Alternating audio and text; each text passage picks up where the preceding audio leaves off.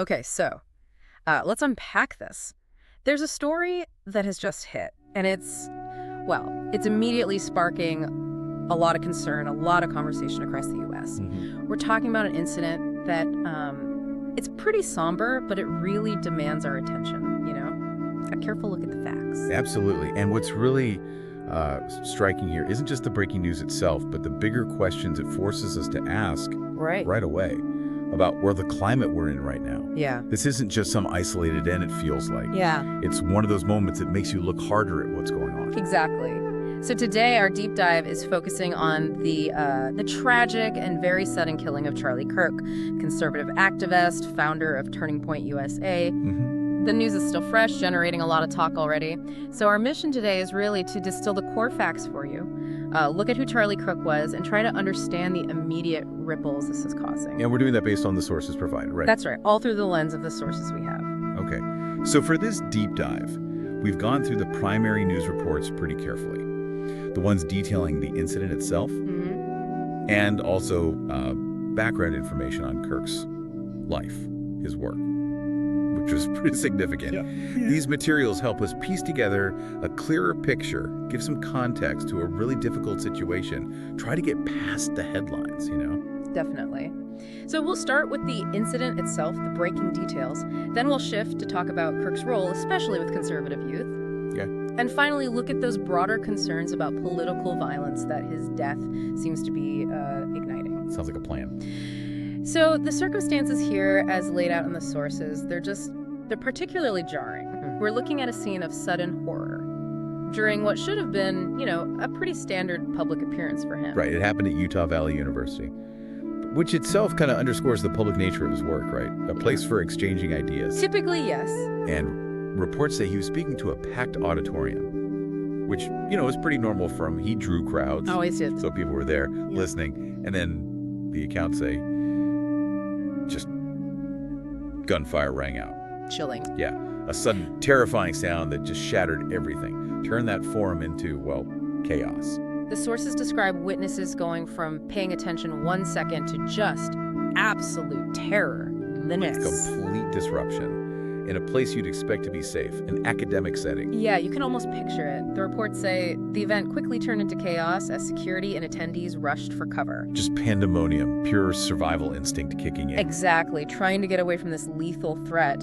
And Kirk himself, the reports confirm he was rushed to a nearby hospital. But despite that, the medical teams, they couldn't save him. No, doctors pronounced him dead shortly after arrival. Just a devastating outcome. It really is. And it raises this deeply unsettling question, doesn't it, about how vulnerable public figures are, especially in these open settings. When violence like this happens in a public space, a place for discussion, and it targets a prominent voice, the impact just radiates outwards. Way beyond the individual. Right. The eyewitness accounts we reviewed, they capture not just the tragedy of death, but also that feeling of safety being shattered. That basic expectation when you go listen to someone speak. It strikes right at the heart of free expression, really. It does. Yeah. And the investigation, it's moving fast, but there's still a lot unknown. The details about the attacker are pretty chilling, though. Authorities are saying the suspected gunman opened fire from an elevated position. Yeah, I saw that. That detail, it suggests calculation, doesn't it? Premeditation, not just some random outburst. Seems that way. And the fact the shooter is still at large, that's triggered, as the sources say, a massive manhunt. Understandably. Law enforcement's throwing everything at it. FBI, local police, they're all involved. Reports mention them analyzing security footage and interviewing witnesses. Standard procedure, but critical here. They need to piece together the timeline, the motive, everything. And apprehend the person responsible, obviously. The scale of the response, it just shows how seriously they're taking this, trying to restore some sense of security. So, to really get the impact here, we need to understand the person at the center of it all. Charlie Kirk. Born 1993, Arlington Heights, Illinois. He was really young when he started making waves. Incredibly young. And the sources really highlight that early start. It was key to his rise. Definitely.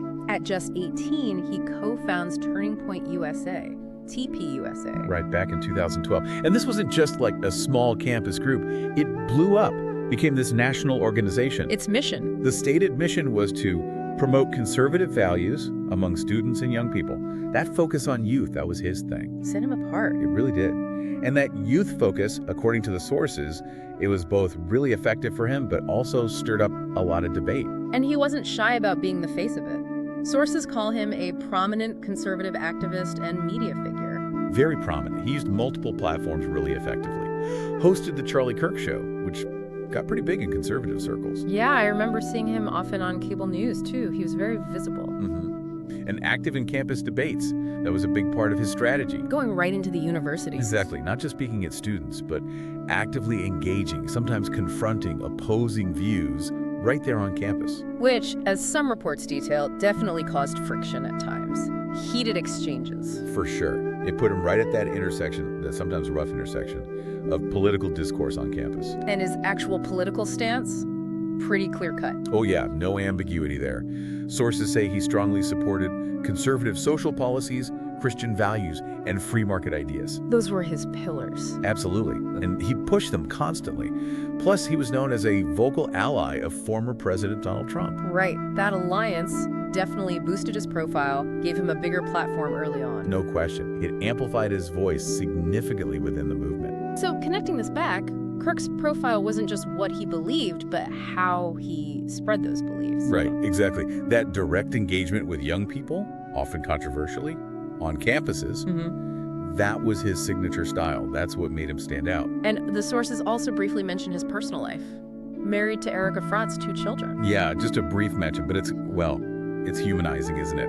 A reminder of the personal loss behind the public figure, especially in a tragedy like this. Absolutely.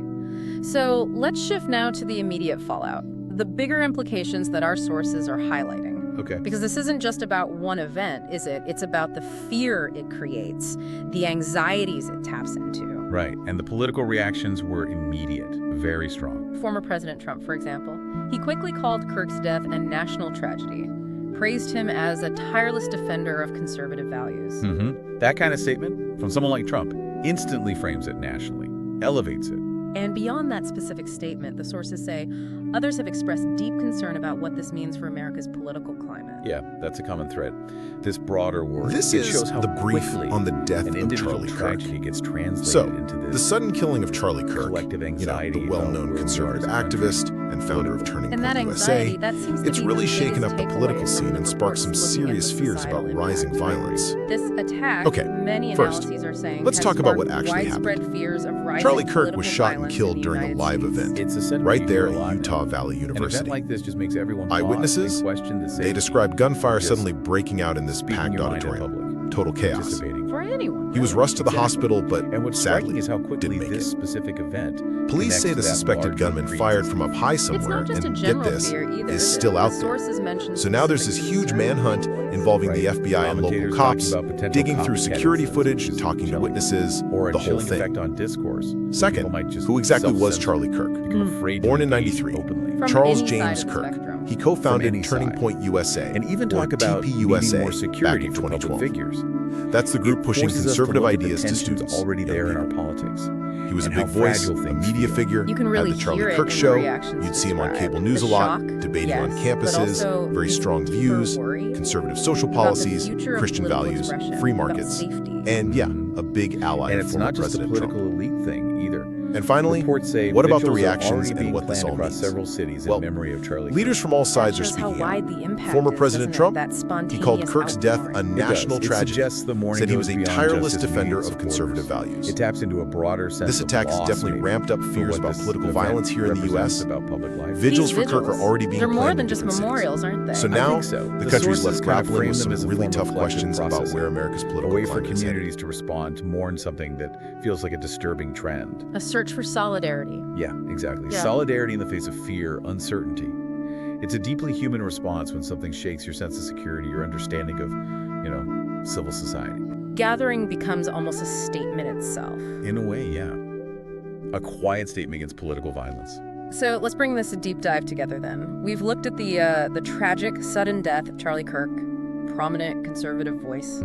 We've tried to understand his background, his role with Turning Point USA, shaping youth conservatism, and the immediate, very stark reactions his death has caused. Right. And connecting it all, the incident, as the sources really lay out, it's not being seen as just a single crime. It's acting as a catalyst. Forcing a conversation. Yeah, forcing a renewed, maybe more urgent look at the tensions already in our political discourse. It's amplifying those discussions about security for public figures, about potential radicalization. Raises big questions for all of us. It really does. How do you have robust debate, which you need in a democracy, without it tipping over into violence? That's the core challenge highlighted here. I mean, you have to remember, this is still very much a developing situation. Absolutely. The reports emphasize that. More details will come out. The investigation is ongoing. That massive manhunt is still underway. We don't have the full picture yet of what happened at Utah Valley University. No, we don't. It's a stark reminder, isn't it, how fragile peace can be in public life. Yeah. While the immediate focus is rightly on the investigation, on finding justice, these broader questions aren't going away. They'll linger. They will. It challenges all of us, really, to think about the foundations of how we engage with each other, what responsibility we all have in maybe fostering a less volatile environment. So, as you, the listener, process all this information, think beyond just the facts of the case. Consider the questions it raises about our society. What role do you think civility and security play in a healthy democracy, especially when things are so tense? And what can we learn from events like these about how fragile public discourse can be? And how might these events shape how we all perceive safety and civic engagement moving forward? Lots